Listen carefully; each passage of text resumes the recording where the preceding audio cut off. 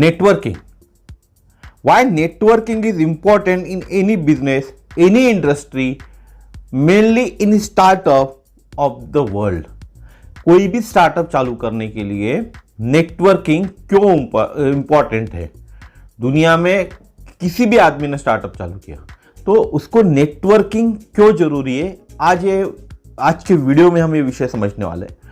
बहुत महत्व का विषय है और जो विषय मैं लिया हूं वो नील करके एक लेखक है, उनके थ्रू, उनका ब्लॉग से मैं बहुत इंस्पायर हुआ उनका ब्लॉग पढ़ के, और मैंने उस ब्लॉग को देख के ये चीज़ें आपके सामने रख रहा हूँ। ठीक है, इसको थोड़ा सा मैं रिलेट करूँगा डायरेक्ट सेलिंग इंडस्ट्रीज के साथ भी, क्योंकि यही चीज़ें, एग्जैक्ट सेम चीज़ें अगर हम डायरेक्ट सेलिंग इंडस्ट्री की एक बहुत अच्छी कंपनी में काम कर रहे तो वहां भी इंपैक्ट करती है। ठीक है, तो चालू करते हैं।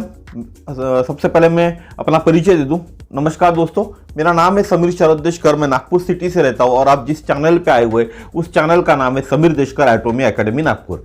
आज हम बात करने वाले नेटवर्किंग। कोई भी दुनिया के कोई भी बिजनेस में, कोई भी स्टार्टअप में नेटवर्किंग का महत्व क्या है, लेकिन उसके पहले आपको एक 49 सेकंड का एक वीडियो है वो देखना चाहिए।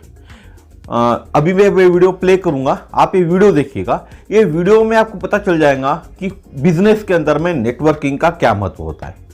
तो प्लीज वॉच वीडियो। 2018 में 2017 से 18 हम लोगों ने सिर्फ और सिर्फ होटल की प्रॉब्लम सॉल्व करी और 18 में हमने क्लाउड किचन बिजनेस स्टार्ट किया। और सबसे इम्पॉर्टेंट चीज़ हमको रियलाइज़ ये हुई कि इस जो फूड बिजनेस में सबसे मुश्किल चीज़ होती है कि आपका जो सबसे बड़ा खर्चा जो होता है ना, वो होता है उस जगह का रेंट। वो हमारे लिए फ्री हो गया, तो उसकी वजह से ये पूरा का पूरा मॉडल बहुत अच्छे से शेप अप हुआ और यूनिट इकोनॉमिक्स इसके सस्टेनेबल बन पाए।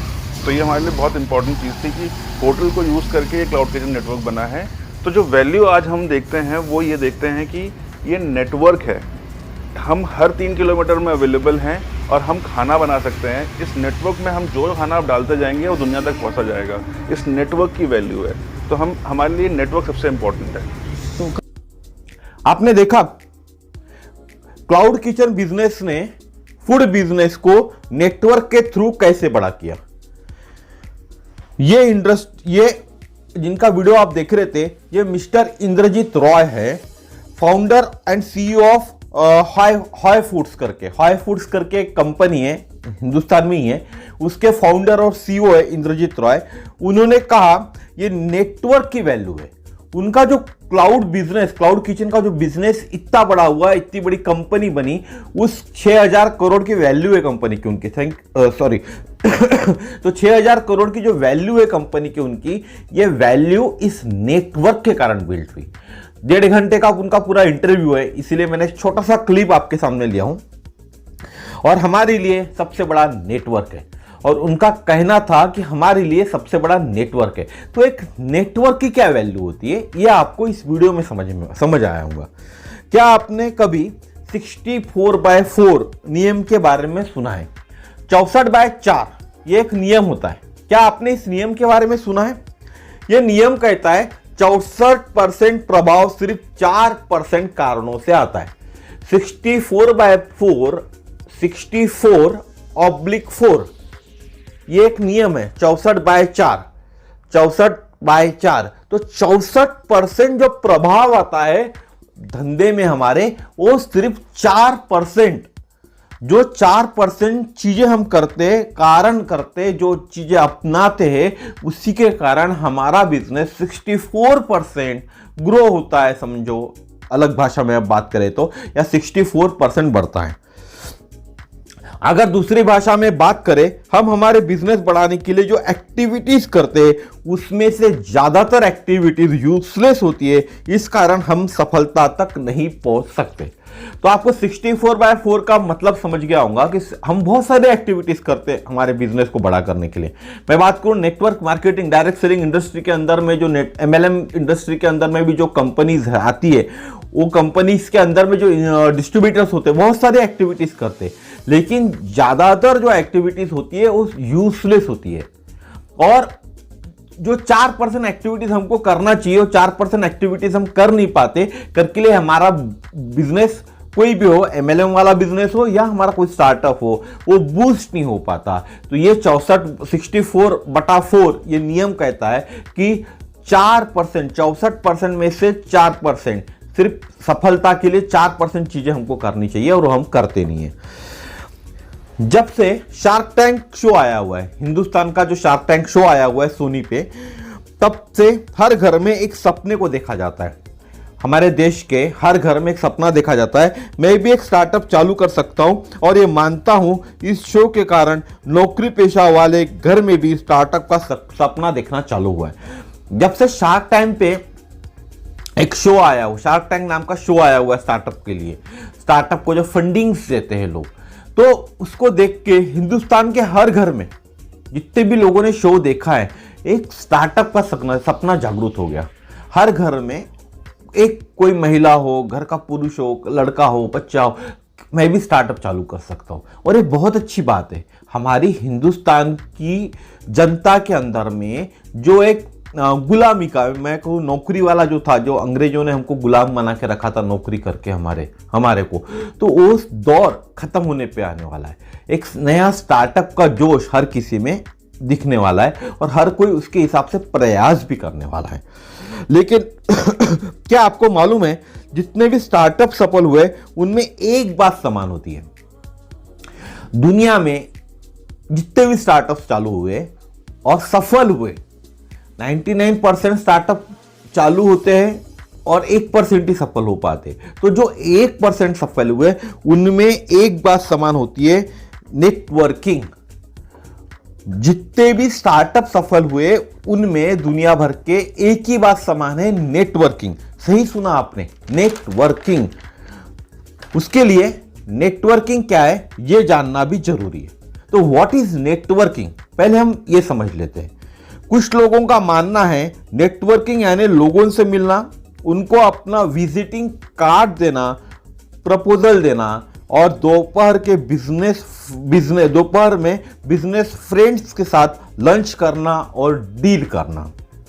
कुछ लोग ये समझते हैं नेटवर्किंग यानी क्या, नेटवर्किंग यानी हमारे जो भी है, जिससे भी हम जानते हैं, जिनको भी हम मिलते हैं उनसे मिले, अपना विजिटिंग कार्ड्स उनको दिया।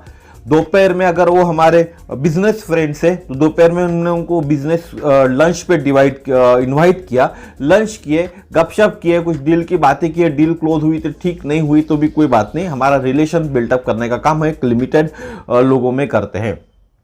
तो बहुत से लोगों का मानना ये होता है कि ये एक नेटवर्किंग है। लेकिन नेटवर्क का एक भाग हो सकता है, लेकिन एक छोटा सा नेटवर्क का हिस्सा बोल सकते हैं, भाग है।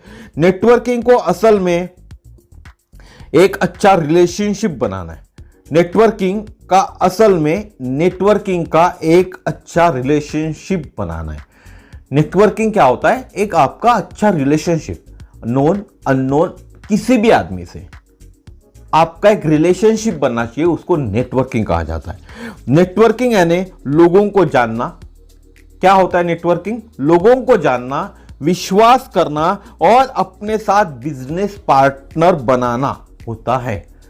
नेटवर्किंग यानी क्या करते हैं, आप नए लोगों को जानते हैं, उनका विश्वास हासिल करते और अपने बिजनेस में उनको पार्टनर बनाते। अगर मैं बात करूं कोई स्टार्टअप में, तो आप किसी इन्वेस्टर को ढूंढते हो, वो इन्वेस्टर का आप उसका क्या बोलते हैं, आप विश्वास काबिल करते हो और फिर वो आपके इन्वेस्टमेंट करता है, आपके धंधे में इन्वेस्टमेंट करता है और आपसे जुड़ता है। इसी तरह से MLM में हम जब डायरेक्ट सेलिंग इंडस्ट्री में काम करते हैं तो हमको इन्वेस्टर चाहिए, लेकिन इन्वेस्टर हमको ऐसा चाहिए, हमको पैसा नहीं चाहिए, हमारे साथ वो जुड़ना चाहिए, हमको उसको पहचानते आना चाहिए, हम पे उसका विश्वास बनाना हमको पड़ेगा और उसके बाद हमारे बिजनेस में एज ए पार्टनर करके हमको उसको शामिल करना होगा। नेटवर्किंग करते समय आपके द्वारा बनाए गए व्यक्तिगत व्यावसायिक कनेक्शन आपके व्यवसाय को तेजी से बढ़ाने को लिवरेज दे सकते। फायदा, लिवरेज यानी फायदा। नेटवर्किंग के दौरान आपने जो कनेक्शंस बनाए, आपने जो दोस्त बनाए, वे व्यक्तिगत दोस्त भी हो सकते हैं आपके या व्यावसायिक बिजनेस वाले दोस्त, जब इनके साथ आप एक रिलेशनशिप बिल्टअप होती है आपकी, तो आपके बिजनेस को, आप जो व्यवसाय कर रहे हैं उसको बढ़ाने के लिए तेजी से बढ़ सकता है, या एक लीवरेज मिलता है, फायदा मिलता है बढ़ाने को, तेजी से बढ़ाने को। ठीक है, दूसरे भाषा में networking is about building relationships. Networking सिर्फ रिलेशनशिप बिल्ड करने का काम करता है, दैट इज कॉल्ड नेटवर्किंग। इसीलिए नेटवर्किंग हर कोई बिजनेस में बहुत ज्यादा जरूरी होता है। आप सोच रहे होंगे मैं ये सब बातें आप लोगों को क्यों बता रहा हूं। मैंने जब नील पटेल द्वारा, ये जो मैंने आपको अभी बता रहा हूं, ये नील पटेल द्वारा लिखे गए एक ब्लॉग को पढ़ा, the networking can take your startup to the next level. उन्होंने लिखा है the networking can take your startup to the next level. Networking हमारा स्टार्टअप को नेक्स्ट लेवल पे ले जा सकता है। और यही बात हम एटोमियंस की बात करूं या दूसरी कंपनीज की बात करूं, आपको यही बात बताते हैं जो अच्छी कंपनीज है डायरेक्ट सेलिंग इंडस्ट्री के अंदर में, networking can take your startup to the next level. हमारे बिजनेस को, डायरेक्ट सेलिंग इंडस्ट्री के बिजनेस को नेटवर्किंग दूसरे लेवल पे ले जा सकती है। यही चीज नील पटेल सर भी कहते हैं। और मैं इनके ब्लॉग को पढ़कर समझ गया कि नेटवर्किंग, ये वर्क कितना, शब्द कितना ताकतफुल है। नेटवर्किंग कितना ताकतफुल है कोई भी बिजनेस के लिए, एक आध स्टार्टअप के लिए, एक छोटा सा बिजनेस हो, या आप एमएलएम कर रहे हो या डायरेक्ट सेलिंग इंडस्ट्री कर रहे हो, तो उसमें कितना ताकतफुल है। Networking is getting things done before they have begun. एक कहा जाता है कि networking is getting things done before they have begun. Networking आपका धंधा चालू करने के पहले ही एक बेस बना देता है। आपको पैसा आने के पहले ही आप नेटवर्किंग कर रहे हो, तो नेटवर्क बना रहे हो। एक बहुत बड़ा नेटवर्क जब आपने क्रिएट कर लिया, कोई स्टार्टअप चालू कर रहे हैं और स्टार्टअप का नेटवर्क आपने पहले ही क्रिएट कर दिया कंपनी लॉन्च होने के पहले ही, और कंपनी आप 1 साल बाद या 6 महीने बाद लॉन्च कर रहे हो, तो नेटवर्क का फायदा आपको जिस दिन लॉन्च करोगे उसी दिन मिलना तुरंत चालू हो जाएगा। इसीलिए कहा जाता है networking is getting things done before they have begun, यानी चालू करने के पहले आपको फायदा मिलना चालू हो जाता है। अभी आपने देखा यही चीज हमको मल्टी लेवल मार्केटिंग बोलूं या डायरेक्ट लेवल मार्केटिंग की बात करूं, मैं डायरेक्ट लेवल इंडस्ट्री के अंदर में एक अच्छी कंपनी के साथ यही चीज हमको करना है। वैसे तो मैं एक डायरेक्ट सेलिंग इंडस्ट्री के कंपनी में काम करता हूं जो नेटवर्किंग और ई कॉमर्स के प्लेटफॉर्म में काम करती है, और इस ब्लॉग में लिखे अनुसार लीवरेज मिलेगा, और आने वाले कल जो सिर्फ ई कॉमर्स का है उसका भी लीवरेज मिलेगा। मैं जिस कंपनी में काम करता हूं वो company direct selling and networking, जिसको हम कहें एमएलएम, और ई कॉमर्स प्लेटफॉर्म से जुड़ी हुई है। दोनों प्लेटफॉर्म के साथ है कंपनी। आप जब भी उस कंपनी के साथ एज ए बिजनेस पार्टनर करके जब भी आप जुड़ेंगे, तो आपको इस ब्लॉक, जो नील पटेल सर का जो ब्लॉक है, उसके हिसाब से लीवरेज भी मिलेगा, और साथ ही साथ आपको मालूम है आने वाला कल सिर्फ ई कॉमर्स का ही रहने वाला है, तो ई कॉमर्स प्लेटफॉर्म का भी बहुत बड़ा लीवरेज आपको मिलने वाला है। अब आपके मन में सवाल आया होगा कैसे लीवरेज मिलेगा। चलिए मैं बताता हूं, थोड़ा वीडियो लेंदी होगा दोस्तों आज का, तो प्लीज पूरा वीडियो देखिए, बहुत काम का वीडियो है। कैसे बताता हूं। मार्केटिंग 2 तरीके से होती है, एक ऑनलाइन एंड ऑफलाइन तरीके से। इसमें से एक चीज ऑनलाइन प्लेटफॉर्म हमको कंपनी प्रोवाइड करती है। आज के तारीख में आप देख रहे होंगे मार्केटिंग दोनों तरफ से होती है, एक ऑनलाइन भी होती है और ऑफलाइन भी होती है। ऑफलाइन आप देखते होंगे बहुत सारी एड्स आती है, आप पॉम्पलेट्स देखते होंगे, और ऑनलाइन के अंदर में आप टीवी ऐड देखते हो, और फेसबुक समान जितने भी सोशल मीडिया के ऊपर बहुत सारी एड्स चलती है, जिसको ऑनलाइन एड्स हम कहते हैं। तो कंपनी हमको क्या प्रोवाइड करती है, 2 तरह की क्या ऐड होती है। पहली होती है ऑनलाइन। तो ऑनलाइन हमको क्या क्या प्रोवाइड करती है कंपनी। सोशल मीडिया, कंपनी का खुद का है सोशल मीडिया, रेडी उसके ऊपर चीजें अवेलेबल रहती है, हमको सिर्फ कॉपी करना है, पोस्ट करना है या फॉरवर्ड्स करना है, या डाउनलोड भी कर सकते हैं हम। कंपनी हमको डाउनलोडिंग की भी परमिशन उसके अंदर देती है। वेबिनार्स होते हैं हर दिन कंपनी के, हफ्ते में महीने में 2 वेबिनार्स होते हैं। रोज एक 4 बजे एक स्पेशल टीचिंग होता है, प्रोडक्ट नॉलेज होता है, ये भी एक वेबिनार के थ्रू होता है। फोन वीडियो फोन वीडियो के अंदर में कस्टमर सर्विस हमारे पास अवेलेबल है, और वीडियोस कंपनी खुद के वीडियोस भी देती है हमको प्रोडक्ट बेस के, जो नॉलेज हम शेयर कर सके। उसके बाद ब्लॉग्स, ऑनलाइन पब्लिकेशन, कंपनी के खुद के ब्लॉग्स होते हैं, इट मींस वेबसाइट के ऊपर अवेलेबल है। ऑनलाइन पब्लिकेशंस भी कंपनी का होता है, हर एक चीजें कंपनी ऑनलाइन प्रोवाइड भी करती है। ईमेल सर्विस भी कंपनी की खुद की, हमको जब भी जो भी चीज हम परचेस करते हैं या प्रोवाइड करते हैं, बहुत सारी चीजें हमको ईमेल पे जानकारी मिल जाती है। सर्च, कंपनी को हम गूगल पे सर्च कर सकते हैं, गूगल में बहुत सारी जानकारी कंपनी की ऑलरेडी अवेलेबल है। यहां तक आप देखोगे तो बहुत सारे रिजल्ट्स आपको इस कंपनी के बारे में सर्चिंग में निकल पड़ेंगे। उसके बाद जो कंपनी की वेबसाइट्स है, वहां भी आपको जो प्रोडक्ट चाहिए स्पेशली उस प्रोडक्ट को आप सर्च कर सकते हो। और दूसरी खासियत ये है कि ये कंपनी आपको जितने भी देशों में, यानी बात करूं मैं, इस दुनिया में अभी 22-23 देशों में रन कर रही है।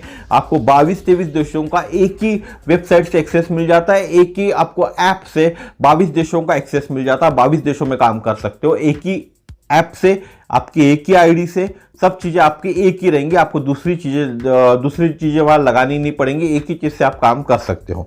ऑनलाइन एडवर्टाइजिंग का भी फायदा आपको मिलेगा कंपनी के थ्रू। और ग्रुप्स और ऑनलाइन कॉन्फ्रेंस, ग्रुप कॉन्फ्रेंस भी होती है, ऑनलाइन कॉन्फ्रेंस भी होती है। ग्रुप कॉन्फ्रेंस एक बात करें हम लोग तो सर्विस एजुकेशन सेंटर्स होते हैं कंपनी के, वहां ग्रुप कॉन्फ्रेंस होती है। ऑनलाइन कॉन्फ्रेंस हर महीने में 2 बार तो ऑलरेडी कंपनी की खुद की होती है। साथ ही साथ कंपनी का एजुकेशन के अभी कुछ ट्रेनिंग्स प्रोग्राम्स भी चालू है, सर्टिफिकेट्स भी चालू है, तो उसमें भी हमको बहुत कुछ सीखने मिलता है।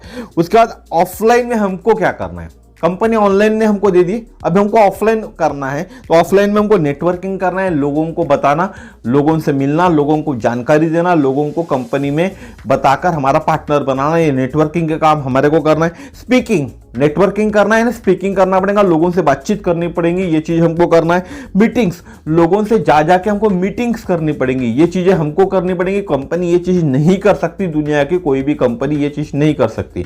अगर आपका बिजनेस है, कोई स्टार्टअप आपका खुद का है, तो ये सब चीजें आप खुद ही स्टार्टिंग फेज में करोगे, बाद में आप आदमी रख के हायर करके लोगों को उनके थ्रू भी यही काम करोगे और आप फीडबैक्स लोगे उनसे। तो ये चीजें स्टार्टिंग में हमको करनी पड़ेंगी।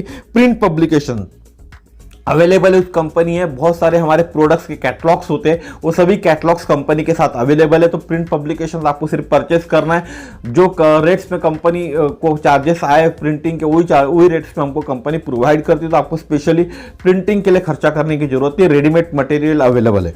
उसके बाद डायरेक्ट मेल्स, हम डायरेक्ट मेल्स भेज सकते हैं। हमारे जितने भी क्लाइंट्स होंगे, जितने भी हमने कस्टमर बनाए हैं, या जितने भी हम लोगों ने हमारे पार्टनर्स बनाए हुए हैं, उन पार्टनर्स को हम डायरेक्ट ईमेल भेज सकते हैं। वैसे कंपनी भी एक, जब भी हम किसी पार्टनर्स को हमारे साथ हमारे कंपनी में प्लग इन करते हैं, तो कंपनी उनको एक वेलकम का मेल ऑलरेडी भेजती है।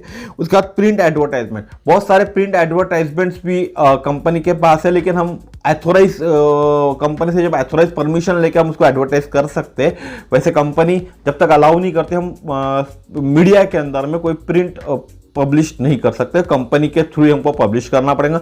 लेकिन कंपनी ने हमको स्टॉल्स वगैरह लगाने की परमिशन दी हुई है, जिसके थ्रू हम लोगों के पास पहुंच सकते हैं। एसोसिएशन और ट्रेड शो, एसोसिएशन करना पड़ेगा लोगों के साथ में। बात करें तो ट्रेड शोज होते हैं, कंपनी के जितने भी एजुकेशन सेंटर्स होते हैं, वहाँ हर शो वीकली आप अरेंज कर सकते हो, आपका शो अरेंज कर सकते हो, आपकी मीटिंग्स अरेंज कर सकते हो, लोगों को बुला के आपका मीटिंग ले सकते हो, लोगों को चीज़ें बता सकते हो। यहाँ तक कि कंपनी के खुद के भी बड़े बड़े होटल्स में मीटिंग्स, ऑफलाइन मीटिंग्स होती है, ऑफलाइन सेमिनार्स होते हैं, लेकिन ये सेमिनार्स अभी ड्यू टू कोविड के कारण हो नहीं पा रहे। जिस दिन ये रिस्ट्रिक्शंस हट जाएंगे, उस दिन से फिर से ऑफलाइन मोड पे भी आ जाएंगे, साथ ही साथ ऑनलाइन मोड्स पे भी अवेलेबल रहेंगे। अब कुछ एक्टिविटीज अभी हमको करनी चाहिए। ज्वाइन सोशल मीडिया नेटवर्कर्स, हमको बहुत सारे सोशल मीडिया नेटवर्कर्स को ज्वाइन करना चाहिए। गो टू इवेंट, हमारे को जितने भी इवेंट्स होते हैं, अब सोशल मीडिया नेटवर्क का हमारे कंपनी के भी सोशल मीडिया पे वेबसाइट से बहुत सारी इंस्टा पे भी अवेलेबल है, यूट्यूब पे भी अवेलेबल है, फेसबुक पे भी अवेलेबल है। तो इनको हमको फॉलो करना पड़ेगा, इनको सब्सक्रिप्शन करना पड़ेगा।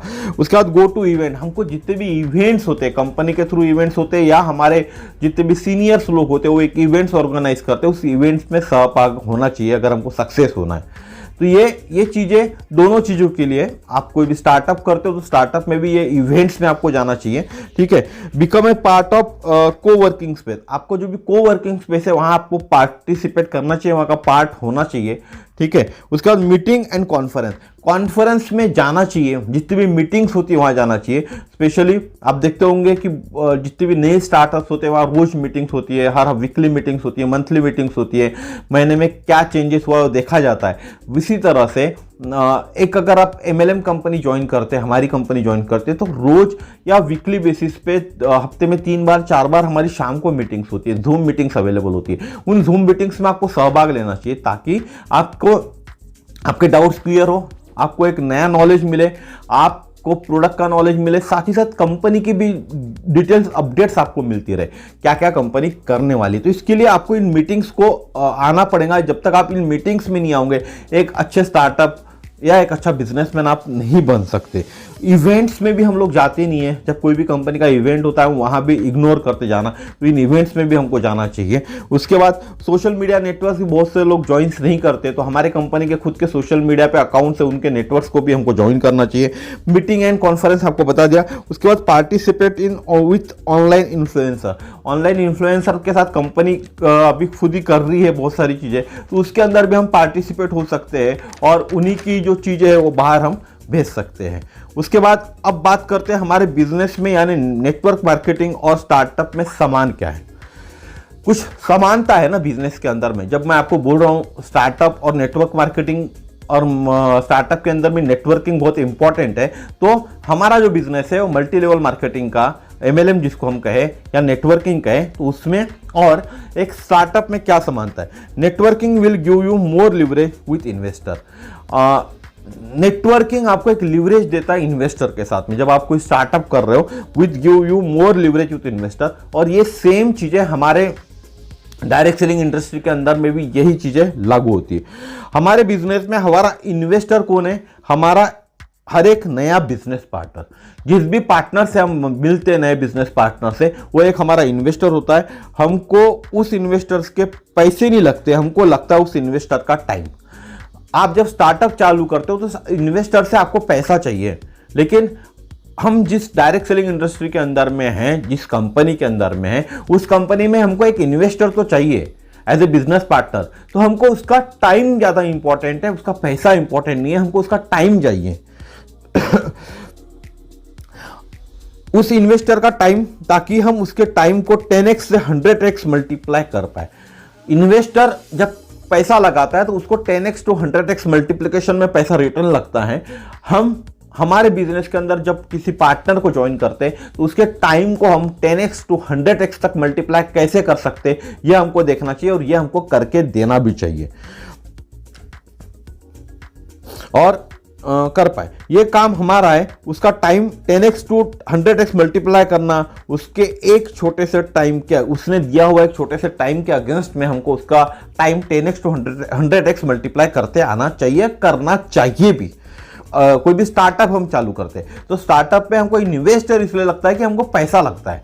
विदाउट पैसा हम कोई भी स्टार्टअप को सफल नहीं कर सकते। क्यों? Cash is oxygen in a business या टू अ बिजनेस।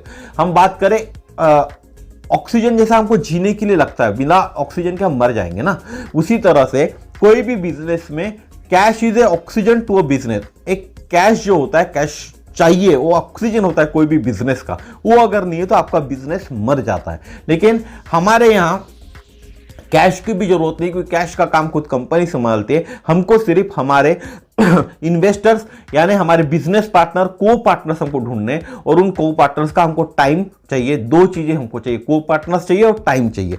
तो हमको ये जो फेस होता है प्रॉब्लम एक स्टार्टअप को, कैश फ्लो, कैश शॉर्टेज का, वो प्रॉब्लम हमारे पास नहीं आएगा। दूसरे भाषा में, कोई भी आपके स्टार्टअप को मार नहीं सकता पैसे के अलावा। ये मैंने बोल दिया आपको, आपका स्टार्टअप उसी दिन मरेगा जिस दिन आपके पास पैसे नहीं होंगे आपके स्टार्टअप को चलाने के लिए। क्या आप इस बात को मानते या नहीं, कमेंट्स में जरूर बताना। मैं जो बोल रहा हूं आपको कि आपने कोई स्टार्टअप चालू किया और आपके पास पैसे खत्म हो गए, आपके पास कोई इन्वेस्टर नहीं है और आपका स्टार्टअप फिर आपको बंद ही करना पड़ेगा, क्या आप इस बात को मानते हो या नहीं?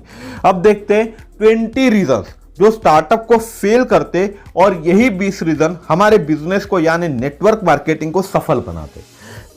ठीक है, मैं स्पेशली मेरे कंपनी से रिलेट बात करूंगा आपको, ठीक है, क्योंकि मुझे मेरे कंपनी पे 100% भरोसा है, गारंटी है, लिखित तौर पे दे सकता हूं कि मेरे कंपनी में ये 20 चीजें प्रॉपरली होती है, इसलिए मैं बोल रहा हूं। ठीक है, तो पहला है फेल्यूर टू पाइवट, जो उत्पाद और सेवाएं बाजार की जरूरतों को पूरा नहीं कर सकती, स्टार्टअप की बात करूं तो। ठीक है, फेल्यूर टू पाइवट यानी ऐसे उत्पाद मार्केट बाजार में लाते हैं जो मार्केट की जरूरतों को पूरा नहीं कर सकती। हमारे पास ऐसे उत्पाद है, हेल्थ से लेके पूरे ब्यूटी तक, होम नीड तक, कि हर घर की हर जरूरत को हमारे उत्पाद पूरा कर सकते हैं। पहला पॉजिटिव पॉइंट। दूसरा है बर्नआउट, बहुत ज्यादा घबराना, जैसे कर्मचारी, निवेशक और बिजनेस को बढ़ाने की जिम्मेदारी में एक तरह का डर होता है। बर्नआउट हो जाते हैं स्टार्टअप्स के जो ओनर्स होते हैं, जो स्टार्टअप फाउंडर्स होते हैं, क्योंकि उनके ऊपर एक प्रेशर रहता है, उन्होंने हायर किया हुआ रहता है, कंपनी में लोगों को हायर किया हुआ रहता है, निवेशक रहते हैं, और बिजनेस को उनको बड़ा करना है, क्योंकि निवेशकों का पैसा उनको 10x करना है, 100x करना है, 50x करना है, उन्होंने जो पैसा डाला हुआ है, और खुद का भी पैसे को उसी हिसाब से ग्रो करना है। इस कारण जो चीजें हो नहीं पाती, बहुत ज्यादा टेंशन के कारण में वो बर्नआउट हो जाते हैं। और हमारे यहाँ बर्नआउट इसलिए नहीं हो पाते कि हमारे को किसी तरह का टेंशन ही नहीं है, कंपनी ने कोई टेंशन नहीं दिया, हर महीने का टारगेट नहीं दिया हुआ है, हमको हमारे हिसाब से काम करना है, इसलिए ये भी समस्या हमारे साथ नहीं होती। उसके बाद डोंट यूज एडवाइजर और नेटवर्कर, बहुत से लोग एडवाइजर्स को यूज नहीं करते। एडवाइजर्स और नेटवर्कर्स, इसका मतलब सीधा एक होता है कि आपके प्रोडक्ट को, अगर अच्छा प्रोडक्ट हो तो रिकमेंडेशन होनी चाहिए, माउथ पब्लिसिटी, ये प्रोडक्ट आप यूज कीजिए करके। अगर कोई प्रोडक्ट, ये पेन है, तो इस पेन को, मुझे मालूम है मेरे कंपनी ने पेन बनाया हूं, मैं एक स्टार्टअप हूं, मैंने पेन बनाया हूं, इस पेन को जिस आदमी को पास मैंने बेचा, अगर ये पेन अच्छा होगा तो डेफिनेटली वो माउथ पब्लिसिटी करेगा। लेकिन कभी कभी वो माउथ पब्लिसिटी नहीं करता, क्योंकि बहुत सारी चीजें भी इसके अंदर में मैटर रखती है, कि स्कीम्स नहीं होती है, अट्रैक्टिव चीजें नहीं होती है, लोग अट्रैक्ट करके इसको परचेस नहीं कर पाते, बहुत सारी चीजें मैटर्स करती है। तो ये चीजों के कारण भी स्टार्टअप फेल होता है। लेकिन हमारे यहाँ नेटवर्क बनाना हमारा काम है, कंपनी हमको सपोर्ट जरूर करेंगे, लेकिन नेटवर्क बनाना काम हमारा है। तो और प्रोडक्ट, हमारा जो नेटवर्क है, उस नेटवर्क से जब हम फॉलोअप लेंगे तो डेफिनेटली वही फॉलोअप हमारा लोगों के पास पहुंचेगा, और लोग अपने आप उस फॉलोअप के थ्रू, जिनको आराम गिलेगा, जिनको फायदा गिरेगा, वो दूसरे लोगों को उस चीज के बारे में प्रमोट करेंगे और बाय करने के लिए बोलेंगे। लीगल चैलेंजेस हमारे पास कुछ भी नहीं है, क्योंकि कंपनी, पूरे चैलेंजेस कंपनी खुद देखती है। लीगल चैलेंजेस, तो लीगल चैलेंजेस से भी हमको डरने की जरूरत नहीं है। उसके बाद नो इन्वेस्टर इंटरेस्ट, कोई भी इन्वेस्टर इंटरेस्ट नहीं लेता एक स्टार्टअप के अंदर में, वो एक प्रॉब्लम होता है स्टार्टअप को लॉस होने का, बंद होने का। लेकिन हमारे को इन्वेस्टर की भी जरूरत नहीं है, क्योंकि वो कंपनी खुद मैनेज करे, तो हमको उसमें भी डरने की जरूरत नहीं है। ये 5वां पॉइंट था। 6वां है पाइवट गोन बैड, यानी आपके प्रोडक्ट सही से काम नहीं कर रहे हैं। जो भी प्रोडक्ट आपके स्टार्टअप ने निकाले हुए, वो मार्केट में लोगों के प्रॉब्लम सॉल्व नहीं कर रहे, उल्टा फायदा नहीं हो रहे लोगों को। तो हमारे कंपनी का ऐसे प्रोडक्ट है, ऑल पेटेंटेड प्रोडक्ट्स है, और लोगों को जिस तरह से यूज करना है टेक्निक से, उस टेक्निक से यूज किए तो 100% फायदा ही फायदा होने वाला है, ये हमें मालूम है। तो इसलिए हमको इस पॉइंट से भी डरने की जरूरत नहीं है। उसके बाद डिसहार्मोनी टीम या इन्वेस्टर के साथ आपका सामंजस्य नहीं है, यानी आपस में आप सही ढंग से, आपका मिलाप नहीं, आप बातचीत नहीं कर पा रहे, ठीक है। और सामंजस्य है, तालमेल है, हमारे यहाँ हमको ये तालमेल बनाना पड़ेगा। हमारे कंपनी के अंदर भी, एक नेटवर्किंग के अंदर भी, डायरेक्ट सेलिंग इंडस्ट्री के अंदर में अगर हमें तालमेल नहीं रख पाए हमारे टीम के साथ में, तो हमको भी बहुत बड़ा प्रॉब्लम होगा, हमारी टीम आगे बढ़ेंगी नहीं, धंधा आगे बढ़ेगा नहीं। तो ये जो तालमेल है, ये तालमेल हमको बना के रखना पड़ेगा, हर किसी की बातें सुनना पड़ेगा, और सुन के उसके हिसाब से हमको सॉल्यूशंस निकालने पड़ेंगे। तो ये तालमेल बनाना हमारा काम है, ना कि कंपनी का काम, ठीक है। उसके बाद लूज फोकस, हमारा फोकस कम हो जाता है। फोकस, अगर धंधे में आप फोकस करोगे धंधा आगे बढ़ेगा, अगर फोकस आपने कम किया तो डेफिनेटली आपका धंधा पीछे आने वाला है। तो ये फोकस भी काम हमको करना पड़ेगा, इसमें कंपनी खुद कुछ नहीं करेंगे जिस कंपनी में हमसे जुड़े है, या आपने अगर स्टार्टअप चालू किया है तो स्टार्टअप में भी फोकस आपको खुद को करना पड़ेगा।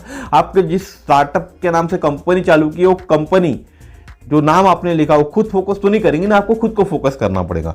प्रोडक्ट मिस टाइम, यानी गलत टाइम पे गलत प्रोडक्ट इंट्रोड्यूस करना। हो सकता है बहुत पहले प्रोडक्ट आपने इंट्रोड्यूस कर दिया, अभी मार्केट में उसकी जरूरत नहीं है, या मार्केट की जरूरत खत्म होने के बाद, नीड खत्म होने के बाद आपने प्रोडक्ट मार्केट में निकाला। ये दो चीजें होती है। तो हमारे प्रोडक्ट ऐसे नहीं है कि जो मार्केट की जरूरत कभी नहीं होने वाले, खत्म होने वाले प्रोडक्ट नहीं है। मार्केट में हमेशा उन प्रोडक्ट्स की डिमांड रहेंगे, हमेशा हेल्थ के रिलेटेड प्रोडक्ट जो भी है लोगों को लगने वाले, डेली यूजेस वाले प्रोडक्ट लगने वाले, खाने वाले जो प्रोडक्ट्स है वो लगने वाले। तो हमारे प्रोडक्ट तो सदाबहार है, इसलिए ये भी चीज से हमको डर नहीं है। ठीक है, इग्नोर कस्टमर्स को इग्नोर करना, ये चीजें हमारे में भी बहुत से लोग करते हैं। तो ये इग्नोर कस्टमर सबसे बड़ी प्रॉब्लम खड़ी करती है कोई भी बिजनेस को शट डाउन करने के लिए। तो इग्नोर नहीं करना चाहिए कस्टमर्स को। कस्टमर का टाइम देके, हमें एज ए कस्टमर भगवान है, एक कस्टमर भगवान माना जाता है, तो उसके हिसाब से हमको टाइम देना पड़ेगा। वो आप धंधा में MLM कर रहे हो, डायरेक्ट सेलिंग इंडस्ट्री के साथ भी कर रहे हो, तो भी आपको भगवान मानना पड़ेगा आपको कस्टमर को, या आप कोई स्टार्टअप कर रहे हो तो भी भगवान ही है आपके लिए कस्टमर, या मेरे लिए भी कस्टमर। उसके बाद लैक ऑफ बिजनेस मॉडल, और लैक ऑफ बिजनेस मॉडल, हमारा जो बिजनेस मॉडल है लैक ऑफ बिजनेस मॉडल नहीं है। आने वाले 100 साल की सोचकर कंपनी ने बिजनेस मॉडल बनाया हुआ है, और उसमें अपडेशंस होते रहते।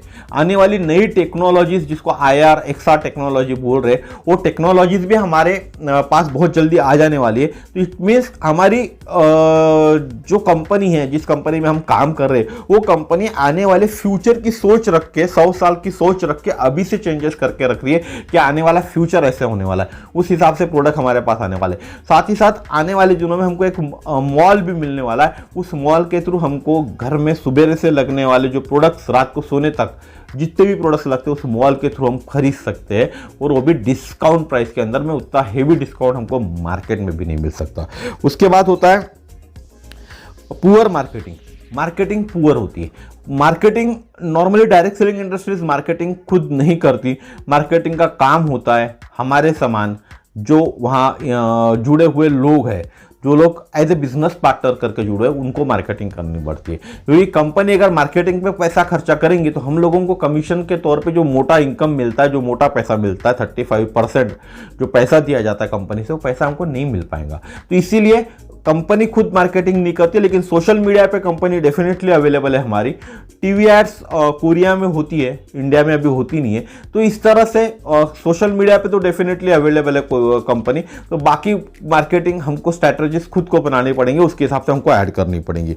उसके बाद पुअर प्रोडक्ट तो बोल दिया मैंने आपको। प्राइसिंग एंड कॉस्ट इशू, तो हमारे प्रोडक्ट में प्राइसिंग और कॉस्ट इशू का भी फर्क नहीं है, क्योंकि हमारे प्रोडक्ट जो है उस रेंज के प्रोडक्ट, उस स्पेशल जो उसके अंदर में जो इंग्रेडिएंट्स है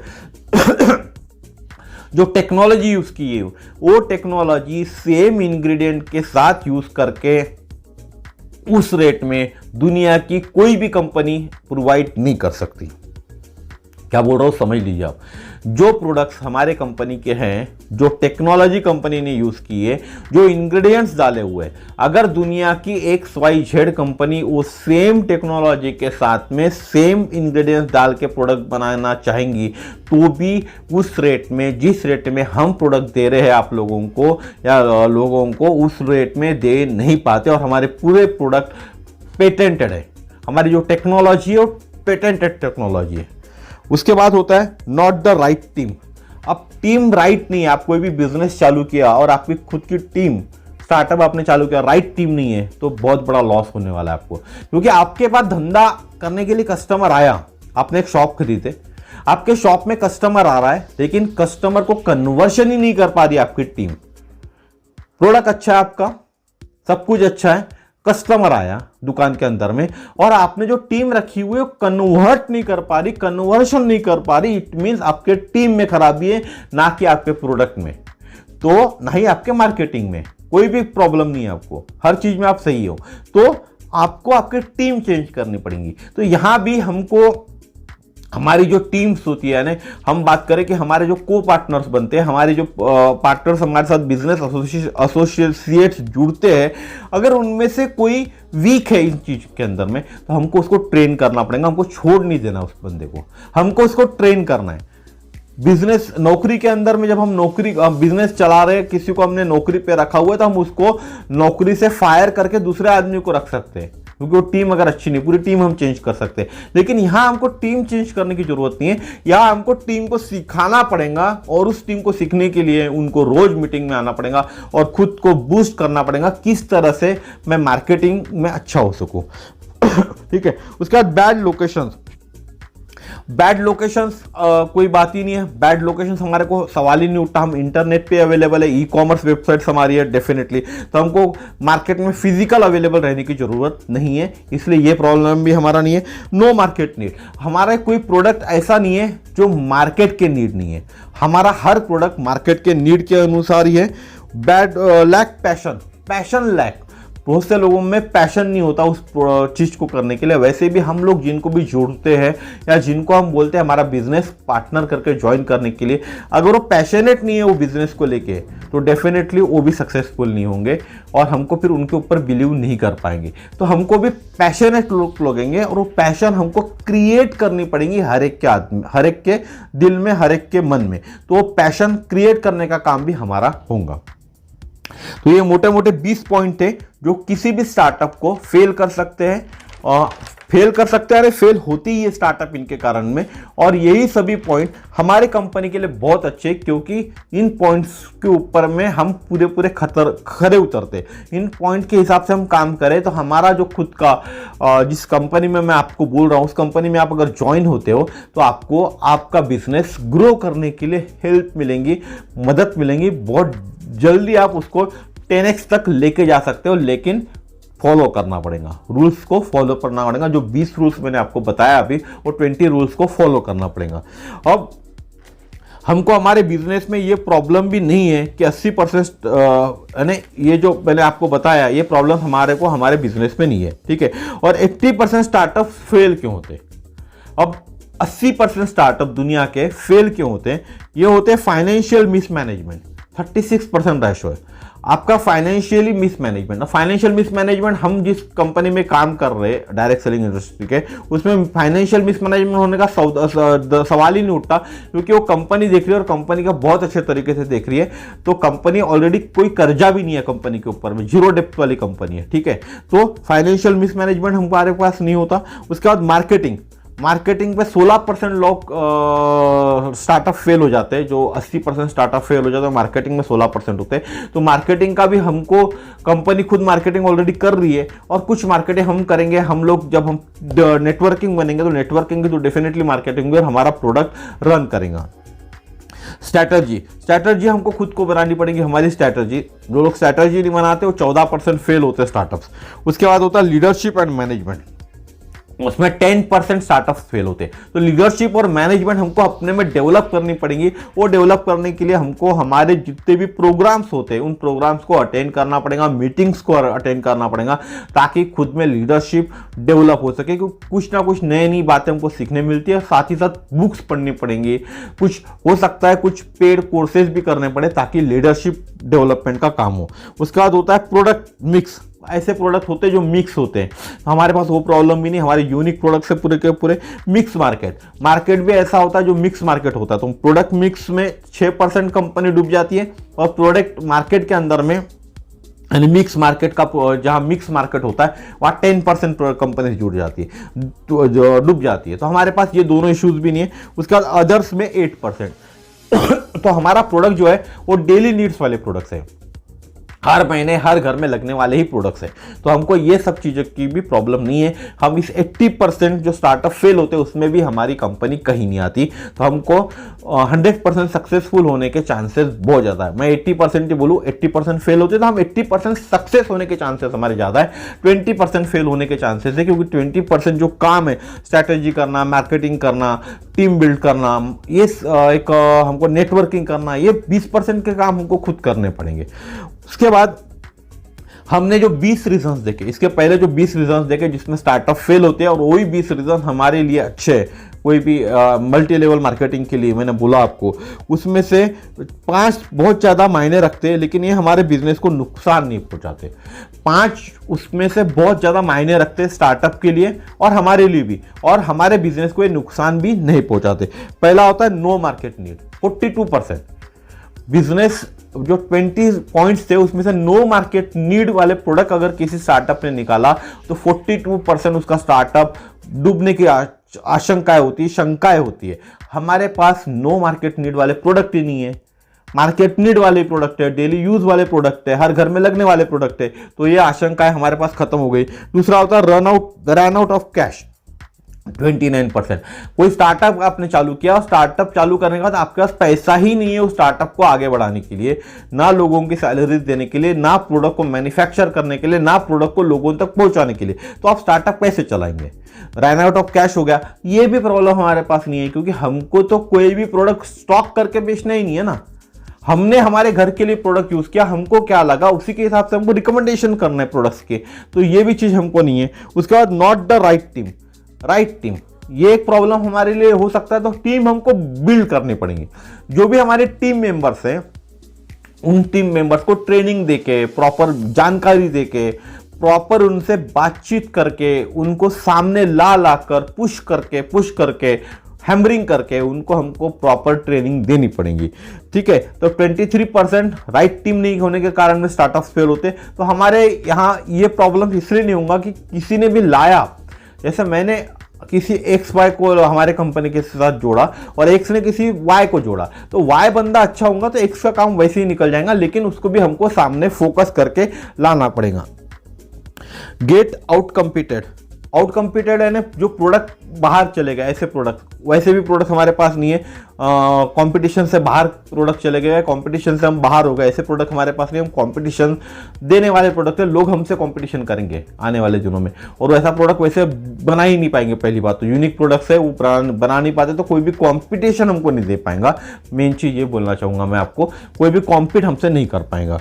प्राइसिंग एंड कॉस्ट इशू में 18% होते हैं, और कॉम्पिटिशन से जो बाहर होते हैं उस पर 19% होते हैं।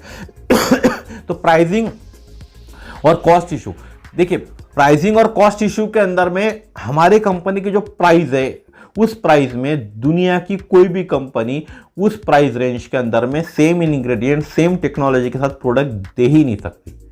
तो हमारे जो प्रोडक्ट्स होते हैं बिल्कुल एक्सलेंट प्रोडक्ट्स हैं, हायर क्वालिटी के प्रोडक्ट्स है। ठीक है, इसलिए ये भी इशू हमारे पास नहीं आता। तो अब क्या आप तैयार हैं ऐसा स्टार्टअप चालू करने के लिए जिसमें रिस्क तो कोई नहीं है, सिर्फ और सिर्फ आपका छोटा इन्वेस्टमेंट और ज्यादा टाइम देने के लिए?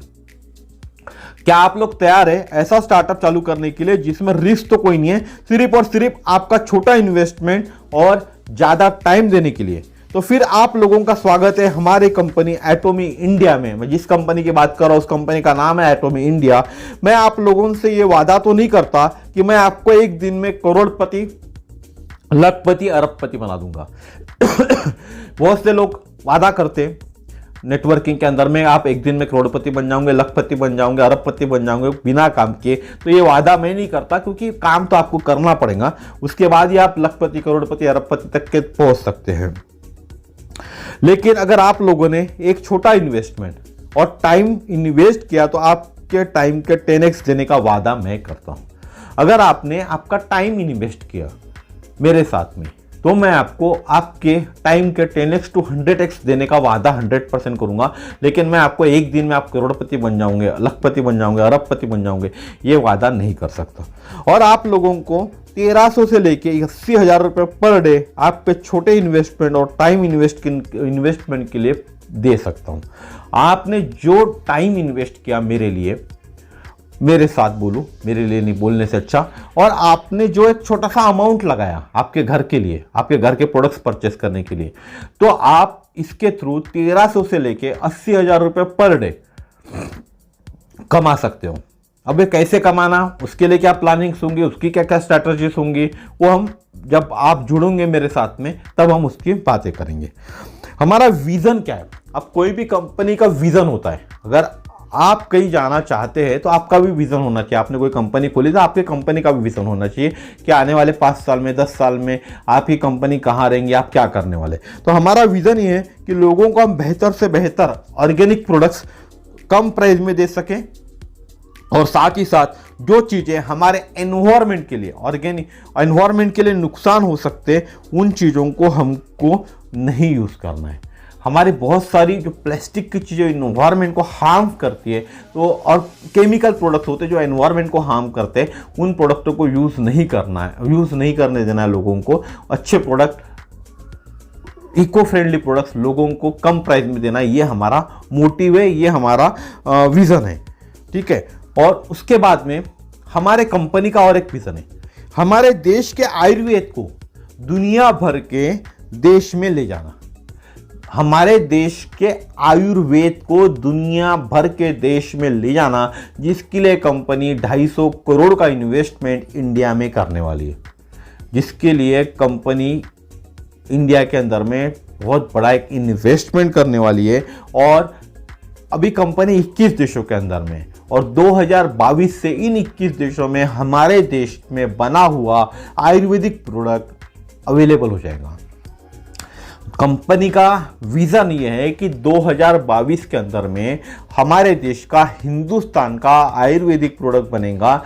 इसके लिए सेटअप ऑलरेडी चालू है, इन्वेस्टमेंट भी हमारे देश में होगा, इन्वेस्टमेंट होकर कंपनीज बनेंगी। और यही 2022, अभी फरवरी चालू है, दिसंबर 2022 के पहले हमारे देश में प्रोडक्ट बनेगा और उस प्रोडक्ट को दुनिया भर में तब तक अगर 30 कंट्रीज में अगर एटोमी पहुंच जाती तो 30 कंट्रीज के अंदर में हमारा प्रोडक्ट लॉन्च हो जाएगा, हमारे देश का प्रोडक्ट। आप सोचिए कितनी बड़ी सोच है कंपनी की, और हिंदुस्तान का प्रोडक्ट ग्लोबली अवेलेबल हो जाएगा। क्या आप लोग तैयार हैं? मैं आप लोगों से आखिरी बात कर रहा हूं, क्या आप लोग तैयार है इस खूबसूरत इंडस्ट्री का हिस्सा बनने के लिए और हमारे देश के आयुर्वेद को दुनिया भर में पहुंचाने के लिए? क्या आप लोग तैयार है इस खूबसूरत इंडस्ट्री का भाग बनने के लिए और हमारे देश को, आयुर्वेद को दुनिया भर में पहुंचाने के लिए? आपको सिर्फ इतना ही करना है, आपका नाम, सिटी मुझे व्हाट्सएप करे या फ़ोन पर भी बात कर सकते। अगर आपको जुड़ना है मेरे साथ में इस कंपनी में एक स्टार्टअप चालू करने के लिए, एक बिजनेस चालू करने के लिए, तो आप मुझे व्हाट्सएप पे आपका सिटी का नाम और आपका नाम लिख के मुझे व्हाट्सएप करें, या मैं जो नंबर आपको बताऊंगा उस पर आप मुझे कॉल कीजिए, ताकि आप मेरे साथ जुड़ के एक अच्छा बिजनेस हम ग्रो करेंगे। और वो बिजनेस ग्रो करने के लिए आप मेरे इन्वेस्टर रहेंगे, आप मेरे साथ टाइम इन्वेस्ट करेंगे और उस टाइम का मैं 10x to 100x देने के आपको वादा करूंगा। लेकिन जो पॉलिसीज बनेंगी उस पॉलिसीज के हिसाब से ही काम होगा सर। उस पॉलिसी के हिसाब से हम कोई कंपनी खोलते तो कंपनी में जो पॉलिसीज बनती है उसके हिसाब से हमको काम करना पड़ता है ना, उसके हिसाब से हमको चलना पड़ता है ना। एक सर्कुलर रहता है उसके हिसाब से हमको चलना पड़ता है, एसओपीज बोलते हैं हम उसको। तो उस एसओपीज के हिसाब से हमको चलना पड़ेगा, उस एसओपी के हिसाब से आपको मेरे साथ काम करना होगा। तो मैं डेफिनेटली आपको आपके टाइम के 10x to 100x देने का वादा करता हूँ। तो देर मत कीजिए, इस सुनहरे मौके को छोड़िए मत। बहुत सारे जो स्टार्टअप में निगेटिव पॉइंट्स होते हैं वो पॉइंट्स भी हमको यहाँ नहीं झेलने, हमको सब पॉजिटिव पॉइंट्स है। तो देर किस बात की, फ़ोन उठाइए, नंबर मिलाइए, बात कीजिएगा। तो थैंक यू वेरी मच। जाते जाते मेरा नाम बोलूंगा, समीर शरद देशकर। जिस चैनल पे आप आए हुए समीर देशकर एटोमी एकेडमी नागपुर, मेरा नंबर है 9325398926। आज का वीडियो बहुत लंबा हो चुका है, 47-48 मिनट्स का हो चुका है, लेकिन वीडियो पूरा देखिए ताकि आपको जानकारी मिल पाए। और इसी तरह के नए नए वीडियोस देखने के लिए मेरे चैनल को सब्सक्राइब कीजिए, बेल आइकन को जरूर दबाइए और वीडियोस को शेयर कीजिए ताकि लोगों को जानकारी मिल पाए। धन्यवाद, नमस्कार।